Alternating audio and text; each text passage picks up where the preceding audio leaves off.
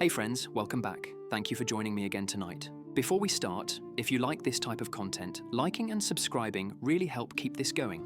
Also, drop in the comments what other game or series you'd like to listen to in the future. I tend to listen to these myself quite often. Tonight, we stay with the Lost Kingdoms and their downfall, expanding the map with clearer faces, slower timelines, and the small choices that decided who held together and who slid quietly into the fog. Imagine the Reach at its best as a tidy ledger you could read in one sitting. Ferries on time, taxes predictable, hospitals turning beds with clean hands and clear rules. People trusted stairs to be the same height everywhere, and trust like that makes a city feel calm. When Elixir entered the system, the ministry simply added a column to the ledger. It was a substance with a number, a cost, a benefit, a schedule. Inspectors wore grey coats and good boots, and they checked seals with tools that clicked decisively, so no one would argue about what the click meant. The first year with Elixir looked boring in a good way. Then a subtle drift arrived. Market chatter softened. Courtrooms took fewer recesses because everyone felt steady enough to sit longer than they should. The ferry bells sounded a touch flatter, and nobody noticed because the boats still came. What people didn't see from the courtyards was how much the system leaned on its hum. The hum felt like efficiency. The fog liked the hum for the same reason. You can follow the Reach's slide by watching 3 desks. At the planning desk, clerks marked more pylons for installation and fewer sweepers for hiring. At the health desk, ward sisters wrote shorter notes about rest and more notes about output. At the maintenance desk, the man in charge of hinges and doors asked for 6 more hands for 3 months and received 2 for 2 weeks. The city believed in supplying signal and cutting friction. The fog was signal that looked like help, and it was very good at sanding away the friction people needed to feel real. When the crisis came, the Reach still had resources, still had order, still had signatures. What it lacked was the habit of listening for wrongness before the numbers showed it. Numbers were green while the rooms sounded wrong. Now, shift to the Hill Kingdom, a quilt of valleys where people preferred local answers. Each village had its own bell pattern, its own school hour, its own way to mend the road after a thaw. They were stubborn in a way that saves you early and slows you later. Elixir entered not through central decree, but through a miller who installed a small condenser, a smith who made fittings, a healer who used drops only when a fever was frightening. The fog could not copy 100 patterns at once, so for a while the hills held. Then pride did what the fog could not. When the first valleys started to smooth out at noon, neighbours argued over method instead of sharing what worked. Some swore by kettles, some swore by bells. Some said nothing was wrong at all. They were all half right and fully separate. The vault beneath their saddle hummed, steady and ready, but a vault amplifies what a town practices. It cannot invent practice for you. The hills did not collapse spectacularly. They thinned until one day the road between 2 villages sounded like a hallway instead of a road, and people who had known each other for years passed without speaking, because the air made silence feel polite. Walk south to the Coastal League, a necklace of ports that spoke in the language of shipwrights and contracts. They counted time in tides and invoices. A contract is a promise that fits in a bag, and the League loved that kind of power. Elixir shortened loading times and cooled hot workspaces. Accountants priced it into bids, and the League looked smarter than its rivals. The fog followed the routes nobody wanted to slow down. It waited on piers where crews had learned to trust the hum more than their knees and the smell of real sea air.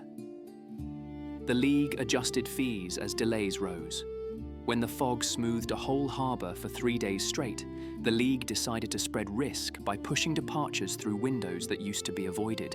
The numbers forgave the risk right up to the night the wind failed and the fog wrapped the key in soft, impressive silence.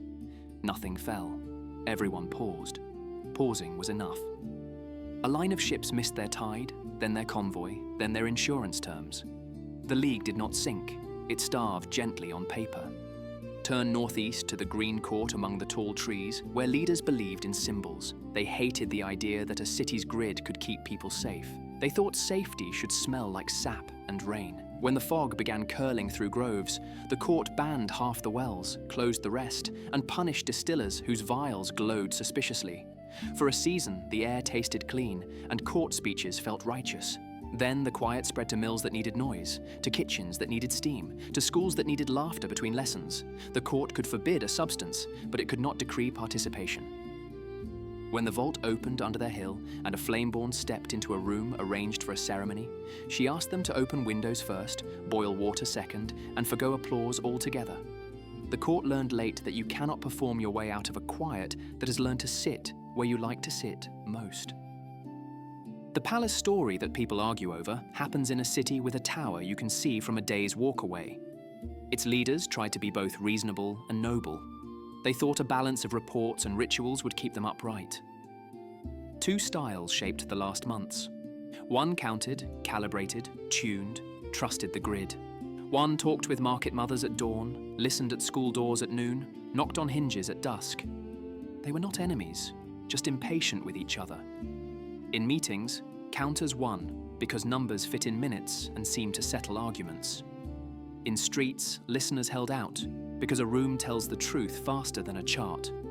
When the fog pressed in thick for a week, the counters turned everything up. The listeners begged for a turn down and a return to the hand on the bell rope. The city chose brightness and lost the valley where arguments used to live. Without argument, you can't fix anything. You can only agree more smoothly. The small offices are the ones that reveal how a kingdom is doing. In every government, there is a room where people who fix practical things write what they did that day. A wall bracket tightened, a gate hinge replaced. A pylon retuned by hand because the automatic setting felt wrong to the boot soles that stood under it. In places that held, this office had a voice at the table. In places that failed, this office sent memos that bought time for no one. There's a sentence maintenance crews write when they feel not listened to. It looks like a detail, and it always arrives before something bigger goes wrong. It says, in neat script, the door is too quiet. People who have never hung a door laugh at that. People who live in rooms know exactly what it means. Common people always improvise first. In a border market, no minister arrived to reconcile policies, so stall keepers from both sides hung 3 pans at 3 corners and rang them at the hour. Shoppers clapped back once. The market felt like itself again, and the fog stayed outside like a polite stranger. In an archive town, clerks propped the big doors open twice daily and let the paper breathe. They wrote in pencil for a week, not for secrecy, but for feel, because good graphite tells you when the page is honest. In the High East, a train of pack mules learned a bell pattern that told the caravan how far the fog had seeped into the pass. If the echo came back smeared, they made camp uphill and waited for the wind that always found the notch after dark. Waiting is cheaper than being wrong if you can afford to say no to a schedule that looked perfect on a wall. Take a slow walk through one capital's last season and watch how tiny decisions change the slope. Early winter, the ministry extends pylon tuning to every other night to save crews for audits. Midwinter, markets report that fruit looks too good and tastes less. Late winter, the school board suggests windows be kept shut to conserve heat. The maintenance office writes that hinges have gone silent in 5 districts. The health desk notes deeper sleep in daytime patients. The River Authority reports more near misses at fog-prone bends, but fewer complaints because crews are calmer. The palace orders brighter grids to reassure citizens. The ledgers show fewer arguments at council. Fewer arguments feels like peace right up to the day you need the habit of contradiction to catch a failure before it completes. Refugees always carry the right artifacts. They do not bring trophies. They bring tools that keep rhythm. A handstone from an altar base that holds a low note at dusk. A kettle that learned to simmer at the right rate in the old clinic. A ledger with names and times that tie people to each other when the fog tries to miscount. They also bring rules compact enough to teach in a field. Never trust a room that makes you whisper. Never eat bread that never goes stale. Always ring something you can hold. Always open one door on the windward side. If the bell hums instead of rings, leave. Black markets are part of any fall, and they adjust like any merchant. When vials turned suspect, sellers claimed flame-purified batches. The real ones went dull and safe. The fakes carried a stronger tune for a shorter time, and left a trough where the fog walked in. People learned to test offerings with a simple trick. Place the vial on a table. Tap the table. If the liquid keeps the tap's rhythm a moment too long, it is carrying the wrong song. The trick spread faster than any warrant because it worked in noise and in weariness. Edge cults formed in every region. One preached surrender to comfort. They wore soft shoes and met in rooms where sound died politely. They claimed wisdom and became recruitment halls for the fog. Another preached purity by blaze. They demanded brighter grids, longer fasts, harder vows. Their halls were loud and brittle, and they burned their own patience down. Both groups collapsed when wind met them. The wind is the best teacher because it does not care about statements. It only cares about whether a building or a person is shaped to let weather pass. Blame is a story people tell to stay awake when they are scared. In the ridge camps that first winter, some blamed the ancients for extracting the deep veins. Others blamed modern accountants for shaving margins.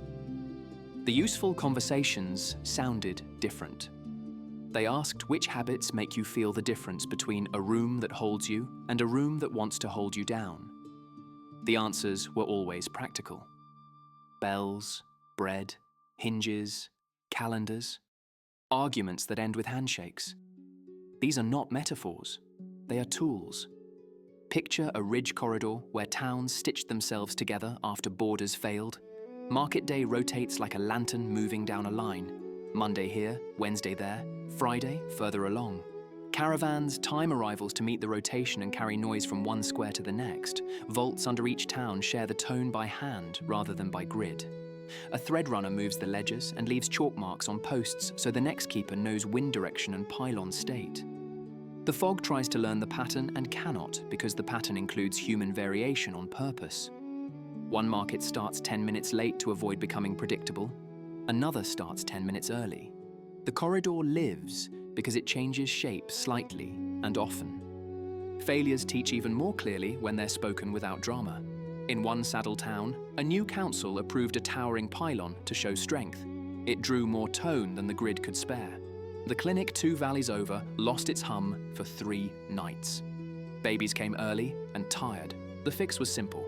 Turn the tower down. Ring bells by hand for a week. Move the market closer to the clinic so life pooled there until the tone returned. In another town, a leader banned all noise after sundown. Calm turned into a flat line. The rule reversed itself fast. Leave one pot simmering, let one hinge creak, sing one short song after the last bell. Calm became rest again, not a vacuum. Memory survives because someone writes it honestly. Vault ledgers do not praise heroes, they list actions. Northgate hinge corrected. Bread returned to proper crust on day 4. Ankle bells tied for river crossing. Pylon retuned by hand after storm. Automatic setting avoided for 2 weeks. If you read ledger pages out loud in school once a week, the children grow up with a sense of how to hold a town. They do not wait for a speech. They look for the kettle and the rope and the stone and the names. You can condense the fall of kingdoms into a sentence that fits in a pocket and actually helps. Systems that stop needing people start needing fog.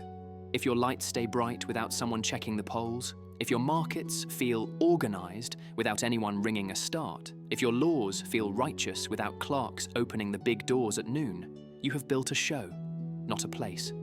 The show will be smooth. The place will be rough. Choose rough. Rough means someone touched it today.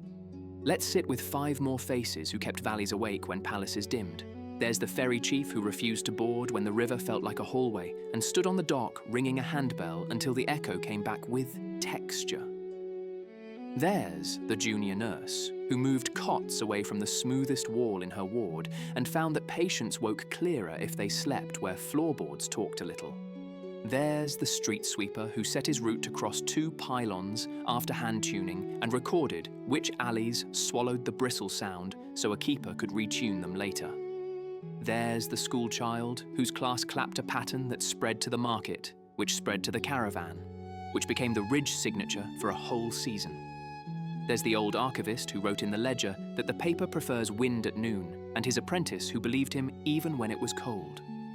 All of them carried roles that would never be carved into stone. All of them made rooms real. You can end a kingdom elegantly and still keep its people. The banner will fade, the motto will chip, the palace will become a storehouse or a school. What you keep are the everyday shapes that the fog cannot counterfeit for long. the hinge that speaks. The bell pulled by a tired hand. The loaf that cracks and breathes when you open it. The ledger with names and times read aloud. The market that opens even when 3 stalls are all that can open. The caravan that waits on the ridge until the echo says yes.